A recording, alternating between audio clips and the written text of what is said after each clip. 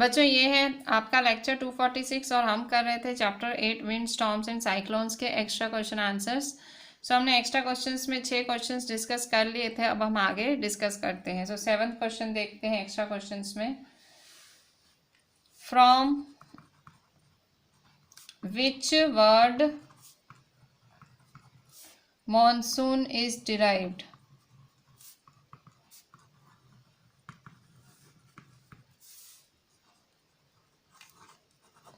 Monsoon किस शब्द से लिया गया है? From which word monsoon is derived? Monsoon किस शब्द से लिया गया है? So answer, the word monsoon is derived from the Arabic word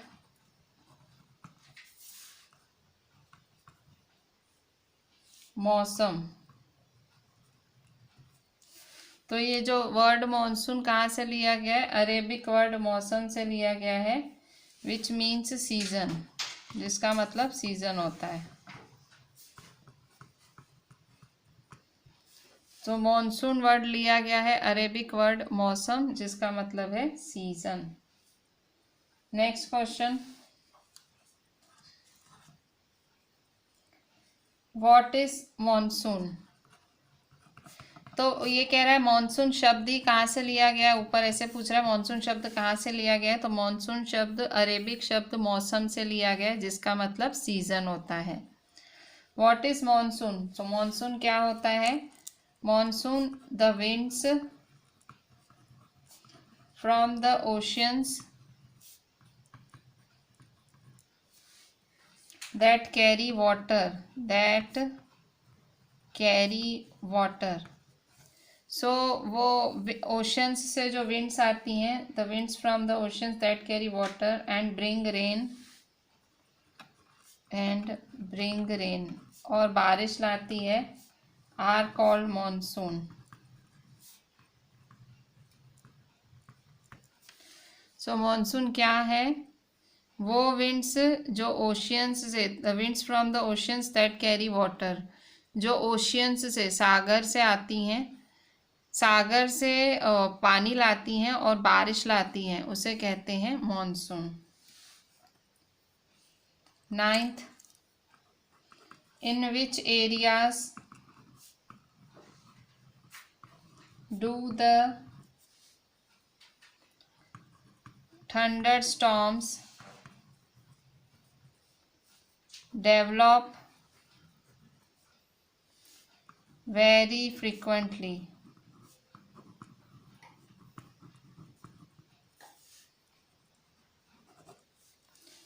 कौन सी एरियाज में जो थंडर स्टॉर्म है बहुत फ्रिक्वेंटली डेवलप होते हैं? In which areas do the thunder storms develop very frequently? So thunder storms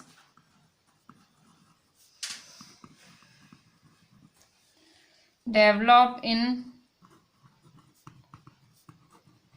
hot, humid,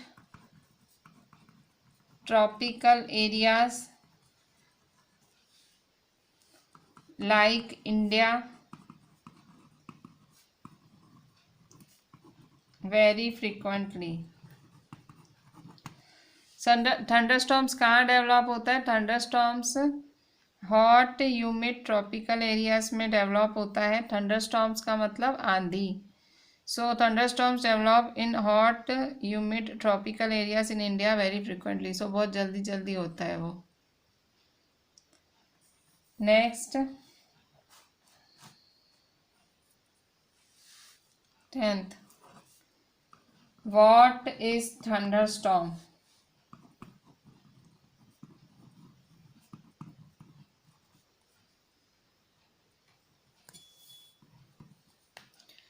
thunderstorm का मतलब क्या होता है? What is thunderstorm? So answer, the swift movement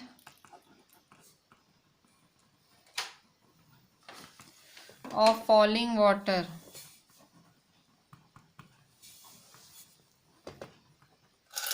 the swift movement of falling water droplets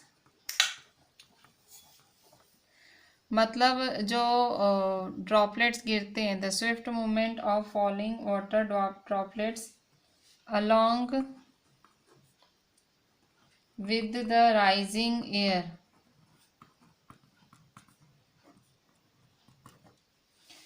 तो जो water droplets गिरते हैं rising air, हवा के साथ, उड़ती हुई हवा के साथ जब राइजिंग ड्रॉपलेट्स गिरते हैं,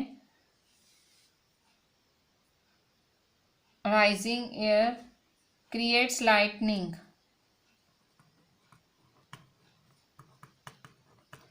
बिजली चमकती है, क्रिएट्स लाइटनिंग एंड साउंड, और आवाज़ भी गरजती है। Such situation is called thunderstorm. Such situation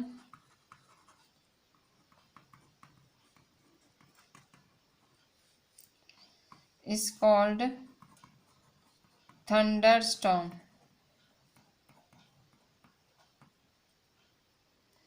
ठीक है। सो थंडरस्टॉर्म क्या है? थंडरस्टॉर्म मतलब आंधी का आना। So swift movement of falling water droplets, मतलब जो ड्रॉपलेट्स गिरती हैं, ठीक है, ड्रॉपलेट्स गिरती हैं और हवा ऊपर उठती है, तो उससे लाइटनिंग होती है, साउंड होता है, और इसी सिचुएशन को हम कहते हैं थंडर स्टॉर्म। ठीक है। 11th नंबर देखते हैं। What is a cyclone? Cyclone क्या होता है? सो 11th, what is a cyclone?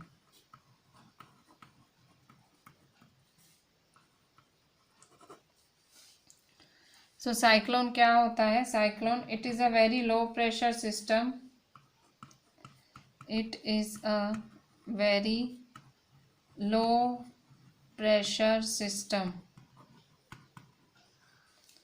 मतलब बहुत, it is a very low pressure system with very high speed wind, with very high speed wind,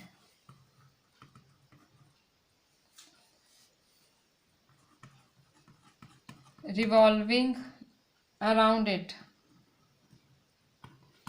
cyclone क्या होता है? बहुत ही लो प्रेशर सिस्टम होता है और बहुत, जो विंड स्पीड है वो बहुत ज़्यादा होती है, तो उसे कहते हैं साइक्लोन। साइक्लोन मतलब तूफान आना। Very high, it is a very low pressure system with very high speed wind. ठीक है। सो उसे कहते हैं हम साइक्लोन। ठीक है। करते हैं 12th number. 12th number,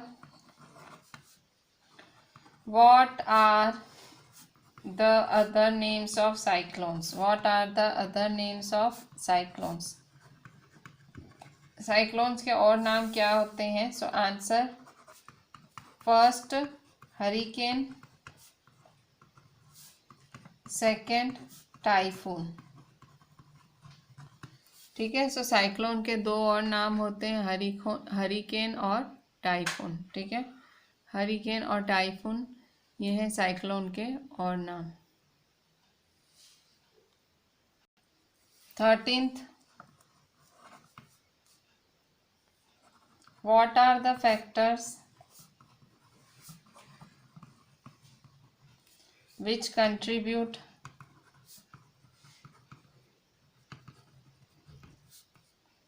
to the development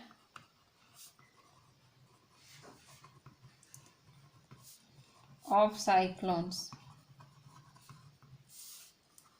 answer,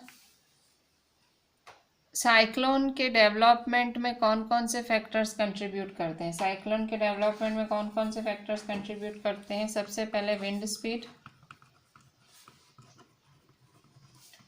second wind direction,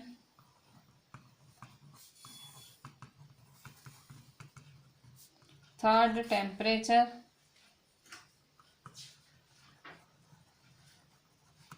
और फोर्थ है ह्यूमिडिटी। ठीक है। सो ये 4 फैक्टर्स हैं जो कि साइक्लोन्स के डेवलपमेंट में कंट्रीब्यूट करते हैं। साइक्लोन्स, मतलब ये 4 फैक्टर्स की वजह से साइक्लोन आते हैं। Wind speed, high wind speed, direction, temperature, humidity. 14th, What is called the eye of the storm?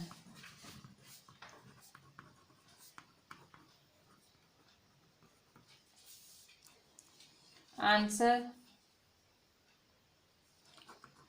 the center of a cyclone is a calm area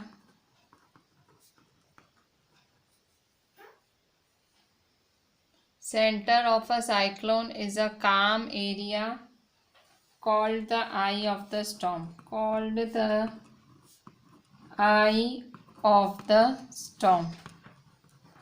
ठीक है. सो साइक्लोन का जो सेंटर है वो शांत एरिया होता है और उसे हम स्टॉर्म की आई कहते हैं.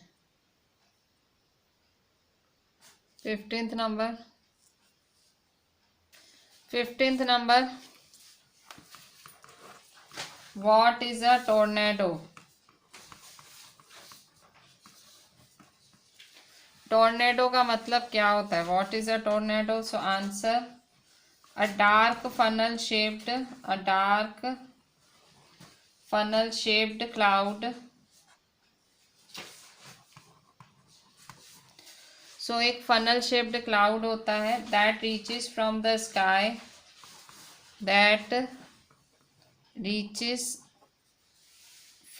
sky to the ground.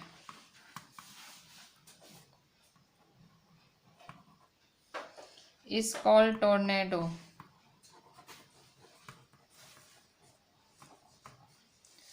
Tornado क्या होता है? डार्क फनल शेप्ड क्लाउड, मतलब एक फनल की तरह क्लाउड होता है जो आसमान से जमीन तक आता है, उसे टॉर्नेडो कहते हैं.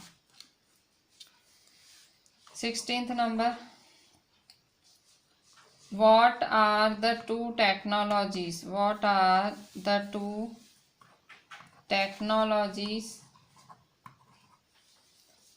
which help in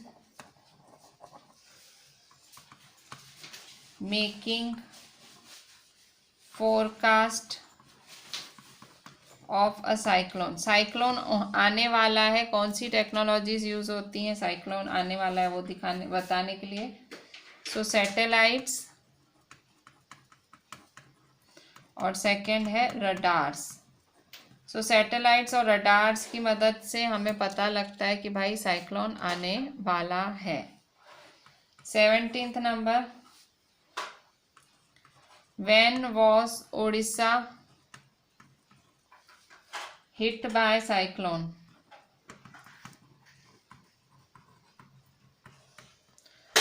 ओडिशा को साइक्लोन ने कब हिट किया था? सो आंसर: 18th अक्टूबर 1999. ठीक है. सो ओडिशा को साइक्लोन ने 18th अक्टूबर 1999 को हिट किया था. 18. What is the speed of wind? Wind की स्पीड क्या है? So answer: 200 kilometre per hour. So wind की speed, what is the speed of wind? Wind की स्पीड है 200 kilometre per hour. 19. Write any 2 areas which are affected by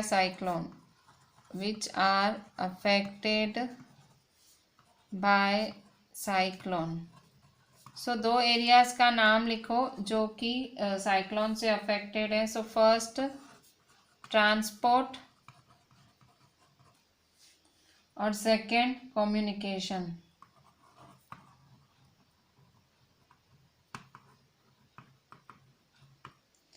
so cyclone से जो सबसे ज़्यादा अफेक्ट होते हैं ट्रांसपोर्ट और कम्युनिकेशन अफेक्ट होते हैं. 20 नंबर.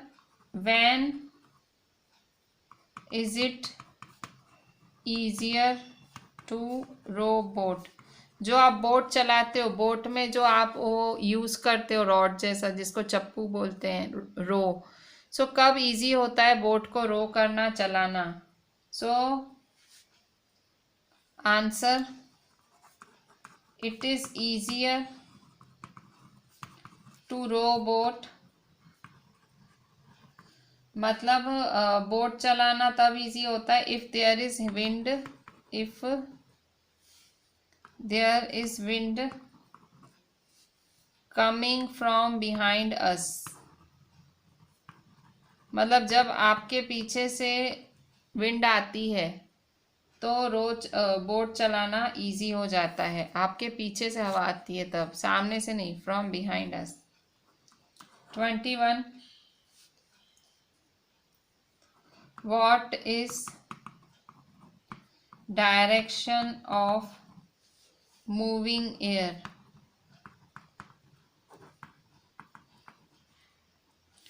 सो मूविंग एयर का डायरेक्शन क्या होता है?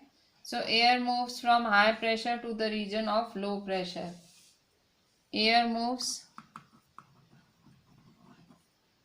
From higher pressure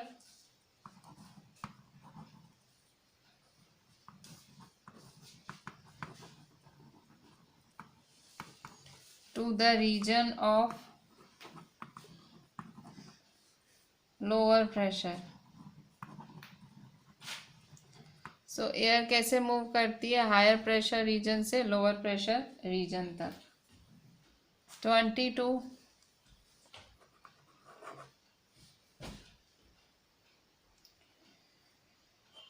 so where is the temperature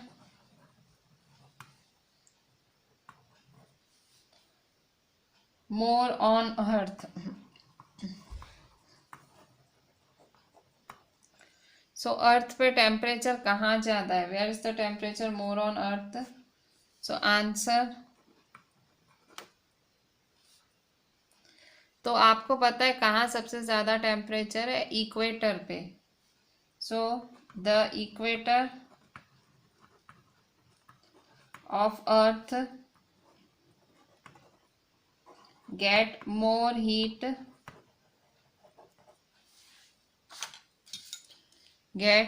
heat from the sun। सो जो अर्थ का इक्वेटर है, मतलब जो सेंटर इक्वेटर है, उसको ज़्यादा हीट मिलती है सन से। Get more heat from the sun. So ये थे हमारे कुछ छोटे एक्स्ट्रा क्वेश्चंस। अब हम थोड़े से बड़े एक्स्ट्रा क्वेश्चंस देख लेते हैं। सो कुछ extra long questions.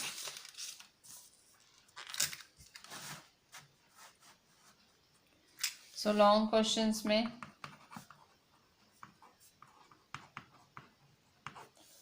First, explain about 2 cyclones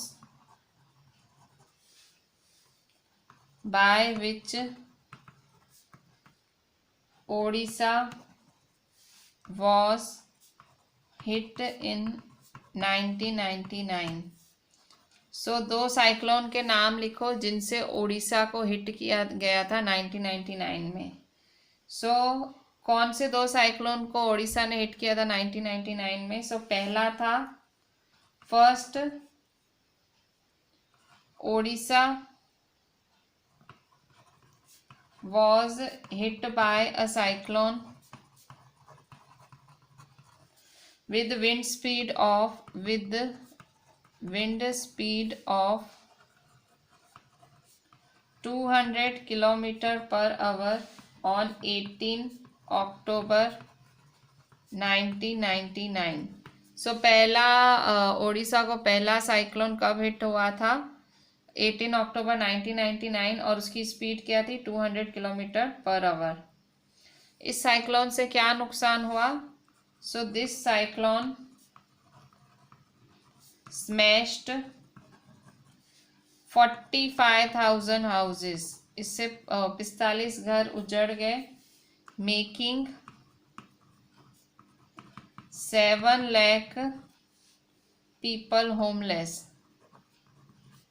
सो 7 लाख लोग बेघर हो गए और 45,000 घर उजड़ गए। सेकेंड, 29 अक्टूबर 1999 को, सो ऑन 29 अक्टूबर 1999, सो 29 अक्टूबर 1999 को सेकेंड साइक्लोन हिट हुआ। A second cyclone with wind speed of 260 kilometre per our hit Odisha again.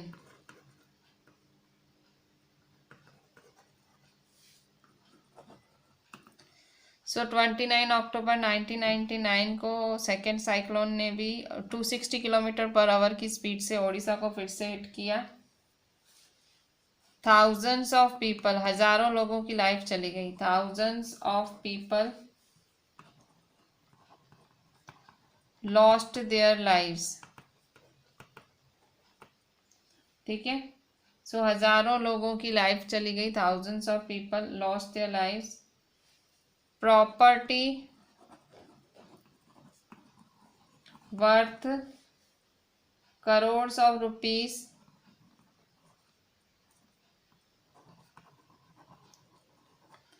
Was destroyed.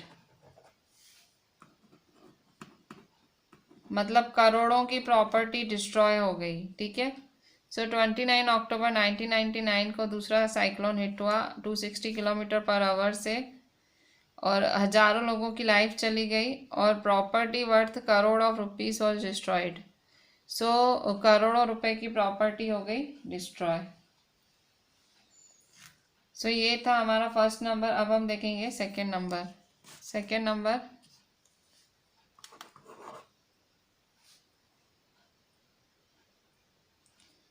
explain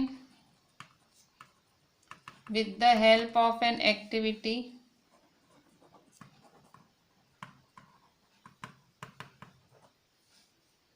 that increased wind speed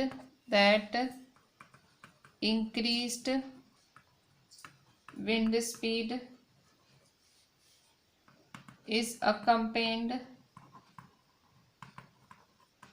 by a reduced air pressure.